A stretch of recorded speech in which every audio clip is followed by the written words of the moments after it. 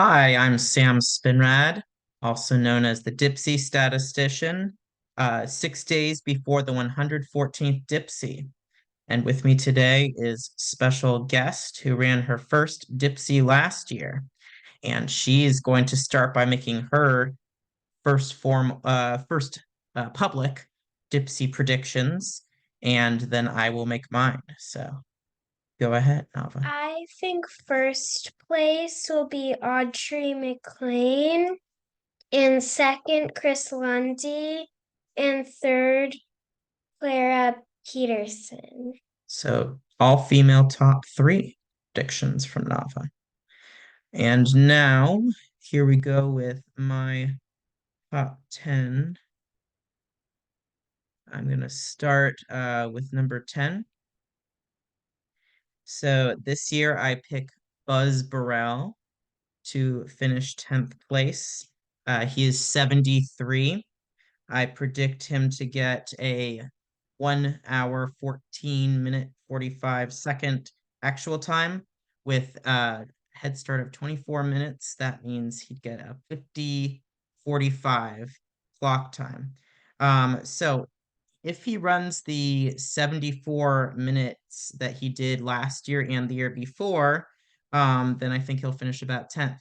However, if he can run under his age, as in run under 74 minutes, then he could be in the top five this year. This is only his third Dipsea.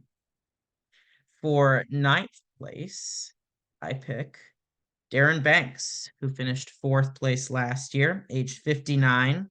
I predict him to run a 1 hour, 30-second minute Dipsea with a 10-minute head start. That yields him 50 minutes, 30 seconds clock time. So just like Buzz, he really needs to run his age or less to be in contention to win. He's been in the top 10 several times now, and it's quite possible that Darren Banks will finish even higher than ninth. For eighth place, I pick Heidi Reifenstein. I'm not sure if I'm saying her name correctly. She won the open section, the runner section last year. She'll be 47 years old this year. I predict her to run 1:02:15, which would be a very solid time. And with 12 head start minutes, that gives her a 50:15 clock time. So the runners section winner could chop several minutes off her 2024 time. If she chops off 2 minutes or so, that should get her into the top 10. She would need to chop off about 5 minutes from her time last year in order to win. And here's a familiar face. For seventh place, I pick Chris Lundy, age 54. I pick her to run about 1 hour and 4 minutes, which would yield her exactly a 50-minute clock time in the Dipsea with her 14-minute head start. So Chris Lundy has maintained incredible speed in the Dipsea since the 1990s, and she will likely win the race again. But I do think that someone younger than Chris Lundy will win the Dipsea this year. And there's Dominique Vogel, who I picked to finish sixth place this year. Dominique Vogel is 38 years old this year. I predict him to run a time of 51:45, and with 2 head start minutes, that gives him a 49:45 clock time, breaking into the under sub 50-minute category, which is always certain to get you a top spot in the Dipsea. So Dominic Vogel's several top 10 performances should not be overlooked. And it's certainly possible that if he has a really fantastic day this Sunday, he could be a surprise winner of the race. For fifth place, I pick Mark Tatum, age 65. I pick him to run 1:04:30, which would, with a 15-minute head start, yield him a 49:30 time. So 1:04 or 64 minutes is under Mark Tatum's age of 65. So Mark Tatum gains 2 minutes, one for getting rid of his penalty minute from 2021, and one for turning 65. If he runs his age, often that means pretty much in the past, in the 1990s and 2000s, automatically one would have a really good chance of winning back in the Russ Kiernan winning days. However, the new handicaps of the 2020s really tend to favor the younger folks. So I do think that although the numbers look good for Mark Tatum, I think there are 4 runners who are younger who could quite easily, not easily, but the numbers certainly could favor to come slightly ahead of Mark Tatum. So for 4th place, I pick Eddie Owens. Eddie Owens, the former winner, is burdened with a penalty minute from his 2022 victory, which means he's running scratch this year, no head start. So if he runs 49:15, that would yield him a 49:15 clock time. And so, of course, Eddie is one of the fastest runners to compete in the Dipsea race recently. And he could definitely win if he beats his time from 4 years ago, which, of course, was not the year he won. That was the year he finished 4th. But the winning clock times have been pretty slow as of late. So if he comes in under 48, there's a very good chance that Eddie Owens could win the race this year. For 3rd place, I pick Patty O'Leary, age 37. So, like Eddie, Patty is burdened with a penalty minute for winning in 2023, 2 years ago.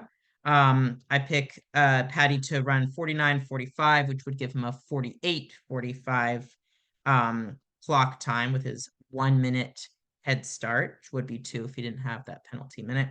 So I think that this penalty minute just puts him out of the status of favorite to win the race. Patty O'Leary shows year-round interest in the race, and I think that his commitment to it and his excellent fitness will yield him another victory in the future. But there are 2 runners who I think have a better chance of winning this year. For runner-up, I picked Clara Peterson at age 41. I think she'll finish 2nd place with a 10-minute head start. I think that she will get best time for women and run a 57:45, which is blazing fast, which would give her a 47:45 clock time. So Clara Peterson's Strava numbers look fantastic. She's been training with Julia Maxwell Bailey. She's been finishing top 5 in the race pretty much every year recently. But even though I think she might run slightly faster than this next contender, I think that she won't run enough faster than her to hold her off. And that is Audrey McLean. So like Barry Spitz, I do pick Audrey McLean, age 19, to win the Dipsea this year. I think she'll run a 58:30 with an 11-minute head start that gets her 47:30 clock time. So even though she is 19, Audrey starts a minute ahead of Clara Peterson. So in order to beat Audrey, Clara will have to run more than a minute faster than her. And I think that will be a tough thing to do. So Audrey McLean has had a solid college cross country career so far. Middlebury's a fantastic team. My team, Norwich, ran against them when I was in college. Still does, I think. And she has been gifted an unexpected head start minute. So she actually has the same head start that she did 2 years ago. And here's the thing 3 years ago, when she was 16, Audrey ran 106:36. And then when she turned 17, she ran 1 hour, 29 seconds. So, in other words, she chopped more than 6 minutes off her time in 1 year's growth. So, if in 2 years, Audrey even runs a minute faster than she did 2 years ago when she last ran the Dipsea, she has a good chance to win. But I think she'll be able to chop off more than that. And for that reason, I pick Audrey McLean to win the 2025 Dipsea. So looking forward to Sunday. Please feel free to share your predictions in the comments. I always look forward to this time of year to discuss Dipsea predictions with folks. And if you are running the race, have a great time out there. This year, unfortunately, we're not able to make it across the country to run the race, but we'll be watching from New England and hopefully running in 2026. Be Dipsea Week. Bye.